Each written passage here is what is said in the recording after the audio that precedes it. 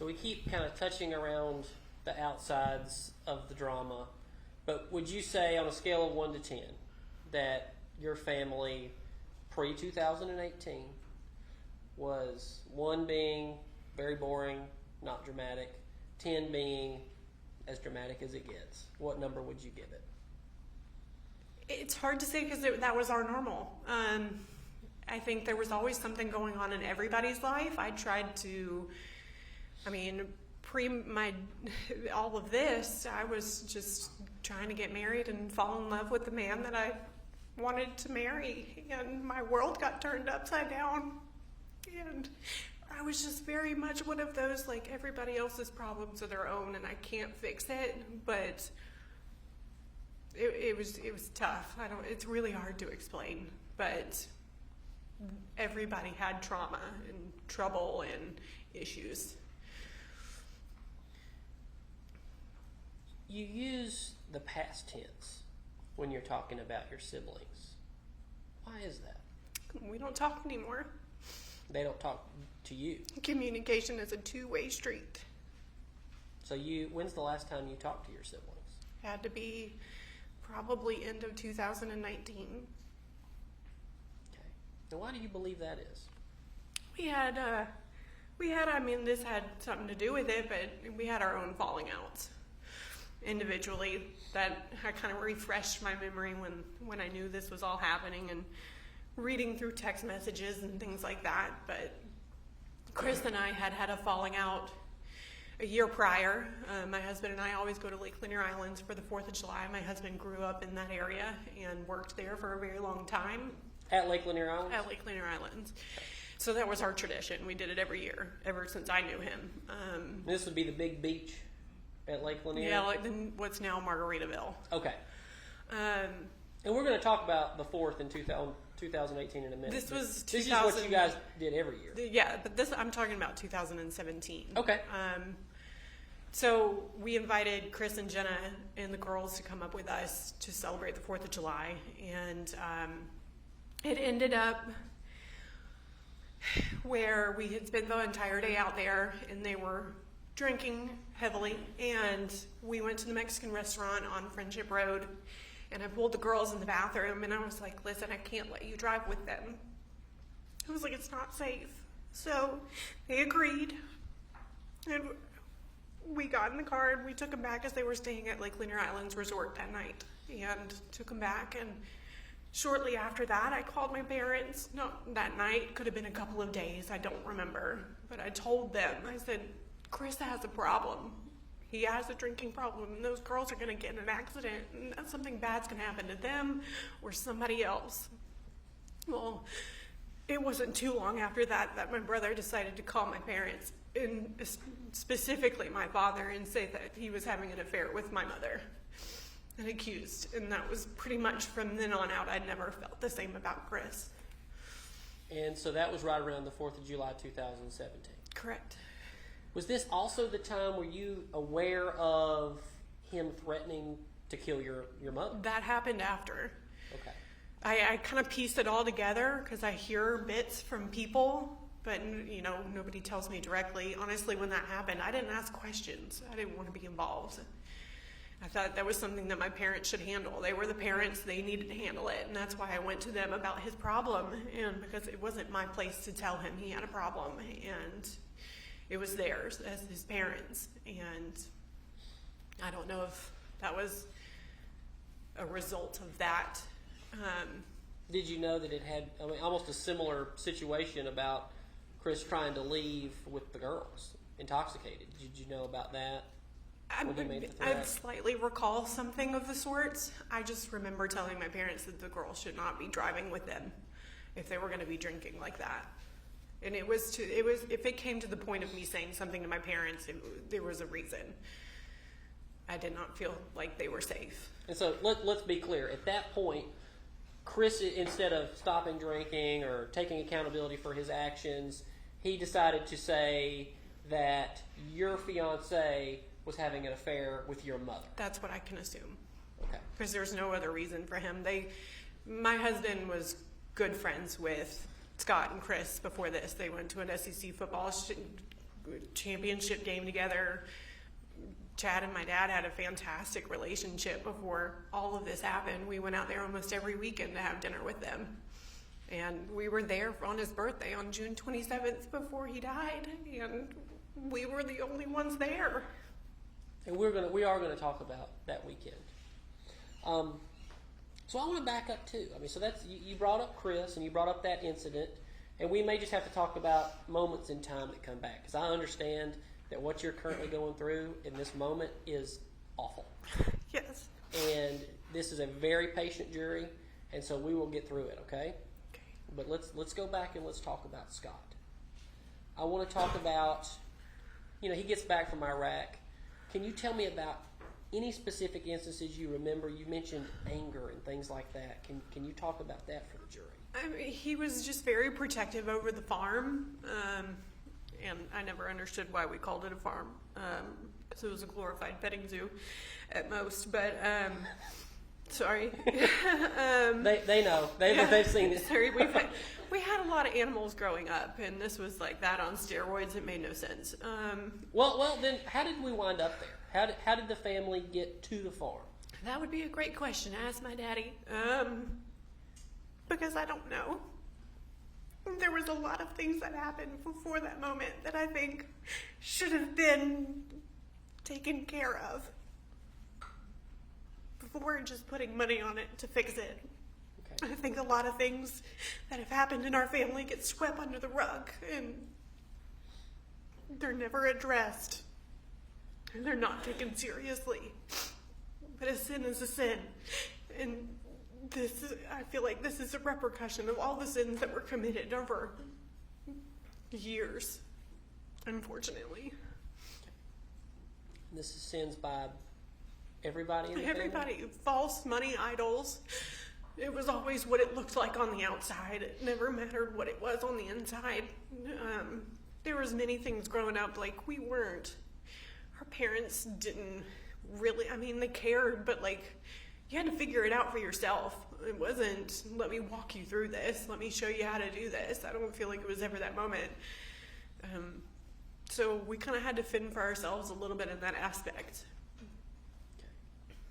Well, let's talk. Let's just go ahead and get into it. Let's talk about your mother. Let's talk about it. Growing up. It seems like, the jury's seen messages between you guys. It seemed like you guys were pretty close. She was my mom, yeah. All right. She is my mom. Right. I've always cherished we had a great family growing up. It seemed like everything was normal. We lived in a great house, and Alfreda went to a good school, had never wanted for anything, or never needed for anything, I guess I should say. We were given everything. My dad provided everything. Let's talk about your dad, and I'm bouncing now too. What was your dad like? He was great. Take your time. I feel like we've been in this trial for a while. He was a very smart man. I'm sorry. There was no doubt in my mind he loved all of us. He made that known, and he was very sarcastic. Lawyers are notorious for that. He had the lawyer personality for sure, but he was the dad that you walk down the stairs and he'd whistle and go, "You're a movie star." Or when Emily had her baby, he texted me a picture of me holding Olivia, and he goes, "You're natural." He was just so loving, and I can still... Take your time. He was just such a big man, and he'd come and he'd just wrap his arms around you. But then in this sense, he'd turn around and fart on you, and you'd just be like, he was sweet, and he was witty. He could say things that cut you to the bone. He definitely demanded respect in that aspect, I guess you would say. I was always fearful of him in the sense that I wanted to respect him, and I wanted him to be proud of me. And when he would make comments that I was not doing as well as I should. I took that to heart, and I really wanted to make him proud. He's a good dad. He was a good grandfather, and I wish my son could have seen that. Could you tell the jury what his relationship was like with Chris, for example? I mean, I never saw them really do much together, I guess you would say, but I mean, Chris was grown. I don't know much about their relationship when they were younger. I don't really recall. I know that they were in a lot of fights over the past years about money. Could you explain that to the jury? Best you can remember. The best I can remember. I mean, it sounds awful, but I mean, he had issues with taking money, and he expected, he always had his hand out, but I don't doubt that he didn't love my daddy. I approach things differently than my siblings did. What does that mean? Meaning I never wanted anything in return for his love. Especially right before he died, I just wanted a mother and a father, and that was it. I didn't want any more of the drama. I didn't want any more of their marital problems. I didn't want to deal with any of it. I just wanted a mom and a dad, and I wanted to get married, and I wanted them to watch my kids grow up. Okay. So, tell me if I'm wrong, but what I think I heard in regards to Chris was he didn't have a very close relationship with your dad that you noticed. That I noticed. I mean, it was all about the same. I mean, they'd have conversations at Christmas, but I don't know if he ever went out and had dinner with him. I don't know. I don't know. I didn't see it. They may have, but my dad and I would meet up, and because I lived in Roswell, Buckhead area, and he would call me and he'd be like, "Hey, I'm leaving the office. You want to go meet at Cheesecake Factory?" And I'd say, "Yeah, let's go." And it would be just him and I. And so I don't know if they had that or not. I really don't. Know. But you did know. And how did you know that he was stealing money from your dad? Well, my mother made it very apparent. There was never any dirty laundry that the both of them weren't willing to air out to all of their children. So there was your no dad boundary. Would do that too. Yeah. So he would say, "Chris is stealing from me." Correct. Okay. And was that in the months and weeks leading up to his death? Years. For years?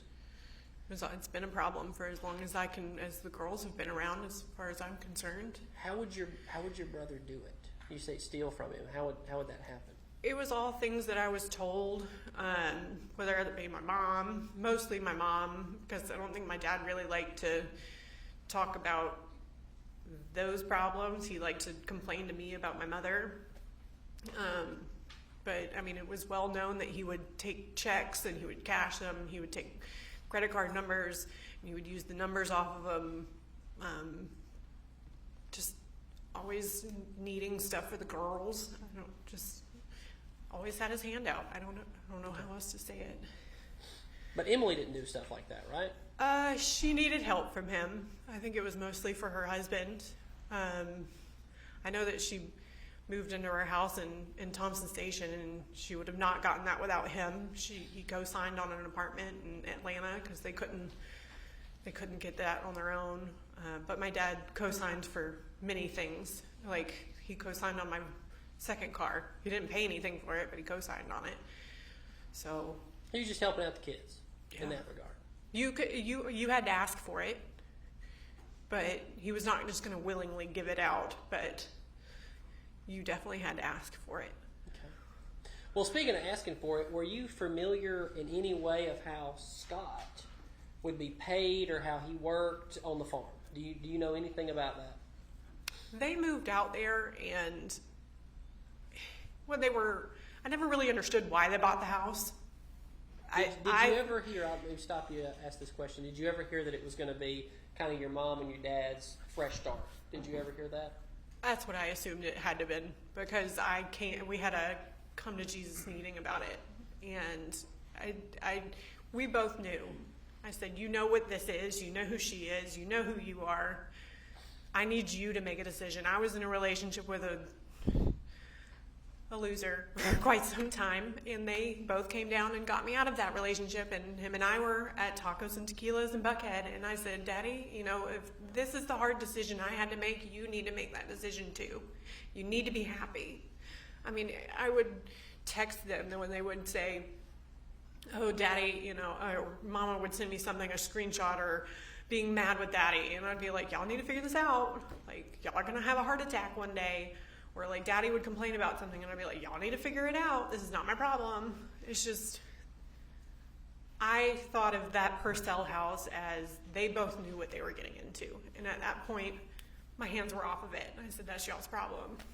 Okay. So tell me if I'm wrong, because just going off the way you just said this. But it sounds like your parents, this is just how they were. Yes. And when I say the way they were, the kind of the way that they would just kind of bicker and complain about each other, that was just the two-way street, and that's what they did. That's how they communicated. Yes. And that's what they both accepted and wanted to do.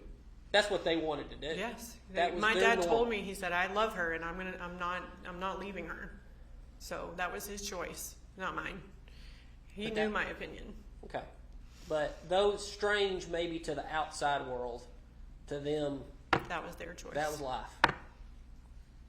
They were both adults. They knew exactly what they were doing. So back to Scott, and how did it come to pass that he wound up on the farm that you knew of? Because he couldn't make it on his own. It was kind of a running joke that he just was always going to, he'd complain that, oh, Mama told me to do this, or Daddy told me to do that. And I'm like, well, move out. Like, it's as simple as that. Like, don't live with your parents. They always said, oh, I'm going to work on the farm, or I'd work on the farm, and things like, yeah, he did. I mean, I guess, but so did my dad, so did my mom. It was a kid that was living at home. And that was about it. Do you think he was taking advantage of them? I think anybody who asks their parents for money over the age of 20, 25 are taking advantage of people.